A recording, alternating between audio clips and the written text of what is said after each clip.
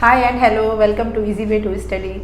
Today I have, in this video, some words or useful phrases which makes our language very easy and impressive or beautiful as well.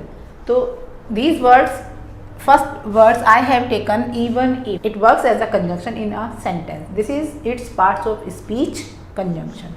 तो conjunction even if means भले ही, जैसे कि मैं कहना चाहूँ भले ही तुम मुझे साथ लेकर जाओ या ना जाओ, मैं तो तुम्हारे साथ जाऊँगी. Even if you don't take me with you, I will go with you. Right. तो ऐसे ही कुछ सेंटेंसेस के थ्रू मैं इनकी मीनिंग आपको समझाना चाहती हूँ. If you like my video, if you understood something from my video, then please subscribe to my channel and like my video. Even if you study all night, you will never be prepared for tomorrow exam, or you can never pass in today's exam or tomorrow's exam because you hadn't studied before today. आपने आज के से पहले कोई study नहीं की. You hadn't studied before today. That's why if you do all the night study, then you can't pass, because to get success this is compulsory to give effort continuously or consistently. Right. So even if you study all night, you will never be prepared, or you can't pass for in tomorrow's exam, or you will never be prepared for tomorrow's exam. Second sentence is nobody will clap. वैसे तो don't underestimate or don't discourage to someone by saying this.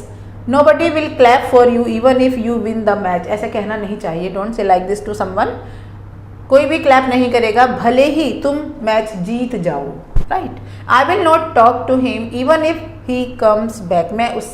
I will not talk to him. मैं उससे बात नहीं करूँगी even if, भले ही वो वापस आ जाए. Right. Second कंजंक्शन और यूजफुल वर्ड और फ्रेज जो मैंने आज लिया है, that is as far as I know him. जहाँ तक मैं उसे जानती हूँ, ही इज़ रिलायबल गाय. वो एक अच्छा बंदा है. गाय का मीन्स बंदा मैंने लिखा नहीं है, but as far as I know him, जैसा जहाँ तक या जितना की, जहाँ तक मैं उसे जानती हूँ, इज़ अ रिलायबल. वो एक भरोसे वाला है, भरोसेमंद है. Second sentence is as far as I am concerned. As far as I am concerned, जहाँ तक मेरा सवाल है. कंसर्न का मतलब जहाँ तक मेरा सवाल है. As far as I am concerned, I have no complaints against you. कोई भी तुम्हारे खिलाफ, अगेंस्ट यू तुम्हारे खिलाफ मुझे कोई कंप्लेंट नहीं है, मतलब तुमसे मुझे कोई शिकायत नहीं है. As far as I am concerned, I have no complaints against you. He will not come today, वो आज नहीं आएगा. As far as I know, जहाँ तक मुझे पता है, जहाँ तक मैं जानती हूँ, ही विल नॉट कम टूडे. ये तो हो गया एज फार एज के एग्जाम्पल्स. एज इफ को समझते हैं एग्जाम्पल के थ्रू. एज इफ मीन्स मानो जैसे कि. That is also a conjunction. That also works in a sentence as a conjunction. They are talking as if, वो ऐसे बात कर रहे हैं जैसे कि they are plenty of time to decide, जैसे कि डिसाइड करने के लिए उनके पास बहुत सारा टाइम है. They are talking as if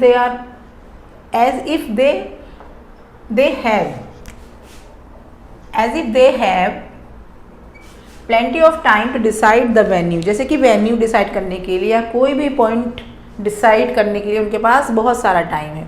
he looked as if he had been very busy at his work. वो ऐसे लग रहा है या ऐसे लगता है, ऐसे लगता था, वो ऐसे दिखा जैसे कि उसके पास, जैसे कि वो अपने काम में बहुत ज़्यादा बिजी है. कई बार sometimes some people show that they are too busy in their work that they don't care of you and they avoid you, like willingly they avoid you, that they have so much work they have. ठीक है. You are shouting at me as if you got late because of me. जैसे कि तुम ऐसे चिल्ला रहे हो मेरे ऊपर, जैसे कि मानो you got late just because of me, जैसे कि तुम मेरी वजह से ही तुम्हें देर हुई है. ठीक है. You are shouting at me as if you got late because of me. तो this is the use of these words, even if, as far as if. ठीक है. Now next is after all, आखिरकार. Next phrase is I will have to listen to you, after all you are my younger sister, means मुझे तो तुम्हें सुनना ही पड़ेगा ना, क्योंकि तुम आफ्टर ऑल तुम मेरी छोटी बहन हो, क्योंकि आखिरकार तुम मेरी छोटी बहन हो, that's why I will have to listen to you, right. Second example is you should have a great party और you should have a grand party, after all this is your first promotion, क्योंकि ये तुम्हारा first promotion है after all, तो तुम्हें एक अच्छी party, एक ग्रैंड स्केल पर एक पार्टी देनी चाहिए. You should have a great party, after all this is your first promotion.